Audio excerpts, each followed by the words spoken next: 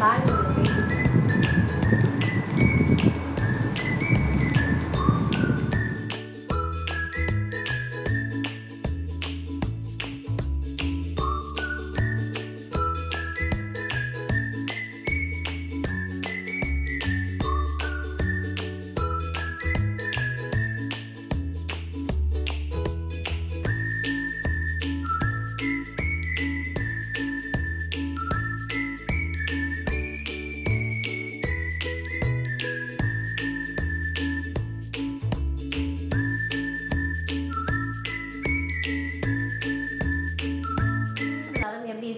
இன்றைக்கி உங்களோட என்னோட மார்னிங் ரொட்டீன் ஷேர் பண்ணிக்க போகிறேன்.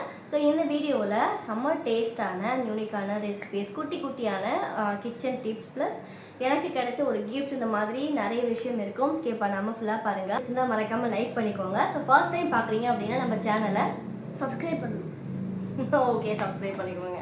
மார்னிங்லேருந்து இந்த வீடியோ வந்து நான் எடுத்துகிட்ருக்கேன். நமக்கு அடுத்தடுத்து பார்த்திங்கன்னா நிறைய வேலை இருக்குது. இவன் ஏன் வந்து நம்ம பக்கத்தில் உட்காந்துருக்கான் அப்படின்னா, இவனுக்கு பிடிச்ச ஒரு பொருள் வந்து அவன் சைடில் வச்சுருக்கான். அதனால வந்து அந்த வீடியோவில் காட்டுறதுக்காக எடுத்து வச்சுருக்கான். நம்ம சப்ஸ்கிரைபர் ஒருத்தவங்க ஒரு குட்டி பிஸ்னஸ் வந்து பண்ணுறாங்க. ஸோ இந்த டைமில் எனக்கு தெரிஞ்சு இந்த வீடியோ ரொம்ப யூஸ்ஃபுல்லாக இருக்கும். ஸோ நீங்கள் யாருக்காவது வந்து ரிட்டன் கிஃப்ட் கொடுக்கணும். இப்போ அடுத்து வந்து நம்ம நிறைய நவராத்திரி ஃபெஸ்டிவலாக வருது இல்லையா? ஸோ ரிட்டன் கிஃப்ட் கொடுக்கறதுக்கு ஏதாவது பார்த்துட்டு இருந்தீங்க அப்படின்னா, இப்போ நான் காட்டுற ப்ராடக்ட் எல்லாமே சூப்பராக ரிட்டன் கிஃப்ட்ஸ் வந்து கொடுக்கலாம். ரொம்ப நல்லாயிருக்கும். இந்த மாதிரி அவங்ககிட்ட ஹேண்ட்மேட் ப்ராடக்ட் நிறையவே இருக்குது. அது எனக்கு ரொம்ப பிடிச்சிருந்தது. அந்த பர்ஸ் மாதிரி இந்த பவுச் எனக்கு ரொம்ப பிடிச்சிருந்தது. அதனால் பார்த்தீங்கன்னா நான் 2 வாங்கினேன்.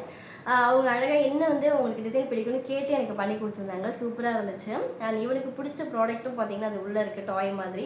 ஸோ அதனால் சார் பக்கத்தில் உட்காந்துருக்காங்க. என்னென்ன அப்படின்னு சொல்லிட்டு பார்க்கலாம். இதான் கலரிங் கிட் மாதிரி என்னமோ அம்மாவுக்கு ஒரு பவுச் மாதிரி என்னமோ கொடுத்துருக்காங்க. இப்படி சேர்த்து ஒரு கலர் கொடுத்துருக்காங்க இதுக்கு எனக்கு. ஏன்னா இந்த கிரே மாதிரி இருக்கிறது மட்டும் கலர் பண்ண போதும். இதுனா எடுத்து காட்டினால தான் தெரியும். ஸோ அது எடுத்து காட்டுறோம்.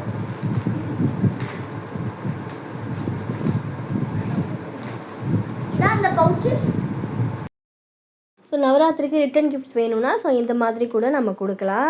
வாங்குறவங்களுக்கு ரொம்பவே வந்து பிடிக்கும். ஸோ ரங்கோலி டிசைனாக இருக்கட்டும், இந்த மாதிரி குட்டி குட்டி ஃப்ளார் நமக்கு என்ன டிசைன் பிடிக்குமோ அவங்க அந்த மாதிரி பார்த்திங்கன்னா நமக்கு சூப்பராக கஸ்டமைஸ் பண்ணி தருவாங்க. ஸோ எனக்கு இந்த 2 டிசைனுமே ரொம்பவே பிடிச்சிருந்தது. அண்ட் நம்ம குட்டீஸ்க்கு ரிட்டன் கிஃப்ட் கொடுக்கணுன்னா கூட நான் உங்களுக்கு இப்போ காட்டுறேன் பார்த்திங்கன்னா, அந்த கலரை வந்து அந்த டாய் செட்டாக நம்ம கொடுத்தோம் அப்படின்னா ஸோ அவங்களுக்கு வந்து ரொம்ப பிடிக்கும். ஸோ இந்த மாதிரி அவங்கக்கிட்ட நிறைய வந்து கிளிப்பு, பேங்கிள்ஸ், ரொம்பவே அழகான ப்ராடக்ட் வந்து அவங்கள்ட்ட அவைலபிள் இருக்குது. ஸோ அவங்க டீட்டெயில் வந்து நான் டிஸ்கிரிப்ஷனில் கொடுத்துருக்கேன். ஸோ அதை செக் பண்ணி அவங்கள்ட்ட கேட்டிங்கன்னா அவங்களே டீட்டெயில் எல்லாமே ஷேர் பண்ணுவாங்க.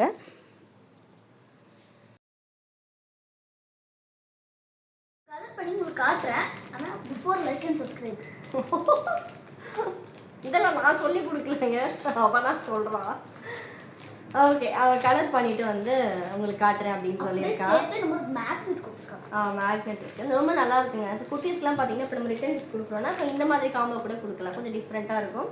அண்ட் அவங்களும் வந்து ஆசையாக யூஸ் பண்ணுவாங்க. ஸோ எனக்கு பார்த்தீங்கன்னா நான் பேங்கிள் அதிகமாக யூஸ் பண்ண மாட்டேன் அப்படின்னு சொன்னீங்கன்னா அவங்ககிட்ட பேங்கிள்ஸ் எல்லாமே நிறையா இருக்குது. அதில் எனக்கு கிளிப்பு மாதிரி பார்த்தீங்கன்னா ஒரு ஹேர் கிளிப் கொடுத்துருக்காங்க. உங்களுக்கு நான் இதை கிட்ட காட்டுறேன். அண்ட் வந்து இந்த பவுச்சும் பார்த்தீங்கன்னா அழகாக ஜிப்லாக்கோட சூப்பராக இருக்கா. ஸோ இந்த மாதிரி ரிட்டன் கிஃப்ட்ஸ்லாம் நம்ம கொடுக்கலாம். ரொம்பவே நல்லாயிருக்கும். சேர்த்து இன்னொன்று கொடுத்துருக்காங்க. இது எனக்கு இந்த டிசைன் ரொம்ப பிடிச்சிருந்தது. அதனால் வந்து ஒரு 2 பர்ஸ் நல்லா இருக்குது. ஸோ ப்ராடக்ட் எல்லாமே வந்து 50 அண்ட் வந்து 80லேருந்து வந்து ஸ்டார்ட் ஆகுது. ரொம்ப ரீசனபிளாக இருக்கும். கண்டிப்பாக அவங்கள்ட்ட ட்ரை பண்ணி பாருங்கள். வந்து அவங்களோட என்னென்ன ப்ராடக்ட்ஸ் அப்படின்றத உங்களுக்கு நான் வந்து கொடுத்துருக்கேன். ஸோ இந்த பேங்கிள் எல்லாமே சூப்பராக இருந்தது. பேங்கிள் பெருசாக எனக்கு இன்ட்ரெஸ்ட் இல்லை. அதனால் நானே சொல்லிட்டேன் பேங்கிள் வேணாச்சிட்டு ஏதாவது ஃபங்க்ஷனாக நான் வாங்கிக்கிறேன் அப்படின்னு சொல்லிட்டு. ஸோ எனக்கு வந்து அந்த பவுச் ரொம்ப பிடிச்சிருந்துச்சு. ஸ்டைல் இருக்குது பார்த்தீங்கன்னா இந்த மாதிரி நிறைய டிசைன்ஸ் வந்து அவங்க இன்னும் பார்த்தீங்கன்னா பிடிச்ச மாதிரி கஸ்டமைஸ் பண்ணி நமக்கு தருவாங்க. ஸோ இவங்களோட இன்ஸ்டாகிராம் லிங்க் அண்ட் வந்து டீட்டெயில், ஃபோன் நம்பர் எல்லாமே நான் டிஸ்கிரிப்ஷனில் கொடுத்துருக்கேன். அதை கிளிக் பண்ணிங்கன்னா உங்களுக்கு டீட்டெயில் எல்லாமே அதில் வந்து இருக்கும். அண்ட் இன்னும் என்னென்ன ப்ராடக்ட் பண்ணுறாங்கன்னு சொல்லிட்டு அவங்களே உங்களுக்கு ஷேர் பண்ணுவாங்க. ஓகே, இப்போ நெக்ஸ்ட் நம்ம வ்ளாக் வந்து எப்படி கண்டினியூ பண்ணால் நான் சொன்னேன் அந்த பிரேக்ஃபாஸ்ட் வந்து பார்க்கலாம். இப்போ நம்ம குஜராத்தியோட ரொம்ப ஃபேமஸான ஒரு டிஷ் வந்து பார்க்க போகிறோம். இதில் நிறைய டிஃப்ரெண்ட் வெரைட்டிஸ்லாம் நம்ம பண்ணலாம். பட் எனக்கு ரொம்ப பிடிச்சவே உங்களோட ஷேர் பண்ணிக்க போகிறேன். 1 கப் அளவுக்கு நம்ம ரவை வந்து எடுத்துக்கலாம். இதில் 1/4 கப் அளவுக்கு கடலை மாவு எடுத்துக்கலாம். ஸோ எந்த அளவுக்கு நம்ம ரவை எடுத்துருக்கோமோ அந்தளவுக்கு 1/4 கப் அளவுக்கு கடலை மாவு எடுத்துக்கலாம். ரவை லைட்டாக வந்து ரோஸ்ட் பண்ணிவிட்டு எடுத்திங்கன்னா நல்லா அடிஷ்னலாக வாசனையாக இருக்கும் நமக்கு. இதில் இப்போ தேவையான அளவுக்கு உப்பு வந்து சேர்த்துக்கலாம். சேர்த்துட்டு நல்லா ஈவனாக மிக்ஸ் பண்ணிவிட்டு நல்லா புளிச்ச தயிர் வந்து சேர்த்துக்க போகிறோம். ஸோ புளிச்ச தயிர் தான் டேஸ்ட் நல்லாயிருக்கும். இல்லைனா ரொம்ப நார்மலாக தான் இருக்கும். அதனால் நல்லா புளிச்ச தயிரை வந்து எடுத்துகிட்டு தண்ணி எவ்வளோ வேணுமோ அந்தளவுக்கு நம்ம ஊற்றி நல்லா வந்து மிக்ஸ் பண்ணி இது நம்ம ஒரு 20 மினிட்ஸ் அப்படியே வந்து ஊற வைக்க போகிறோம். ஒரு 15 to 20 மினிட்ஸ் வச்சாலே வந்து போதும். நான் தண்ணியும் சேர்த்துருக்கேன். இப்போ நல்லா ஈவனாக கலந்து விட்டுட்டு சமையல் சோடா வந்து கொஞ்சம் சேர்த்துக்கலாம். ஒரு 1/4 டீஸ்பூன் அளவுக்கு ஆட் பண்ணிவிட்டு நல்லா மிக்ஸ் பண்ணி இதை நம்ம எடுத்து வச்சிடலாம் ஒரு 20 மினிட்ஸ்க்கு. அதுக்கப்புறம் அதை எடுத்துகிட்டு ரொம்ப திக்காகிடுச்சுன்னா நம்ம தண்ணி ஆட் பண்ணி இந்த மாதிரி பதத்துக்கு மிக்ஸ் பண்ணிக்கலாம். இல்லை அப்படியே தான் இருக்குது அப்படின்னா ஓகே தான். நம்ம ஸ்ட்ரைட்டாகவே வந்து இதை நம்ம வேக வைக்க போகிறோம். ஒரு பாத்திரத்தில் எண்ணெய் வந்து சேர்த்துட்டு இல்லை நெய் சேர்த்துட்டு அடியில் ஒட்டாத அளவுக்கு நம்ம இதை ஊற்றி அதில் கொஞ்சம் பச்சை மிளகாய் போடணும், மறந்துடாதீங்க. ஸோ லாஸ்ட்டாக நம்ம ரெடி பண்ணும்போது பச்சை மிளகாய் ஆட் பண்ணிக்கணும். ஸோ இது நல்லா வந்து வேக வைக்க போகிறோம்.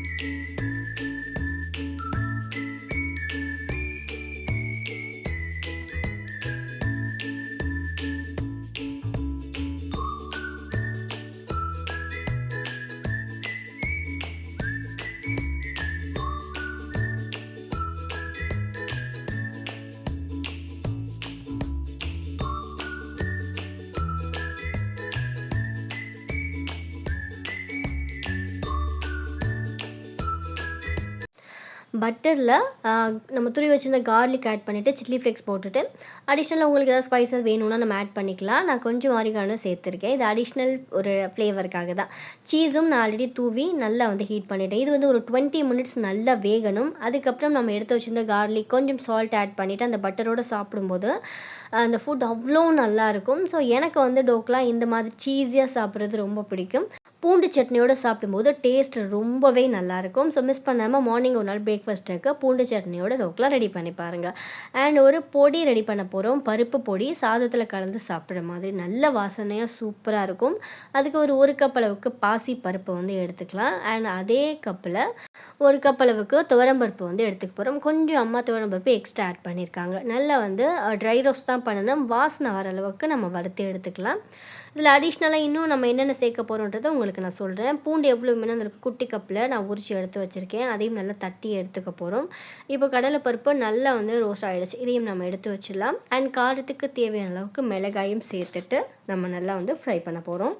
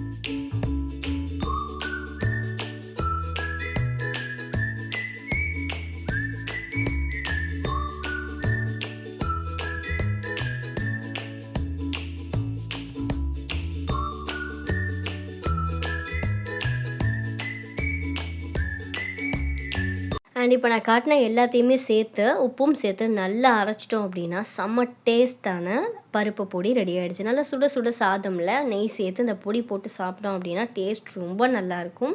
அதுவுமே எஸ்பெஷலி அந்த பூண்டு கருவேப்பிலை வாசனோடு சாப்பிடும்போது ரொம்பவே நல்லாயிருக்கும். ஸோ கொஞ்சம் எக்ஸ்ட்ராவே பார்த்தீங்கன்னா ரெடி பண்ணிட்டோம். ரெடி பண்ணி ஃப்ரிட்ஜில் ஸ்டோர் பண்ணி வச்சிடலாம். கிட்டத்தட்ட ஒரு 3-4 மாதம் வரைக்கும் கொஞ்சம் கூட கெடாது.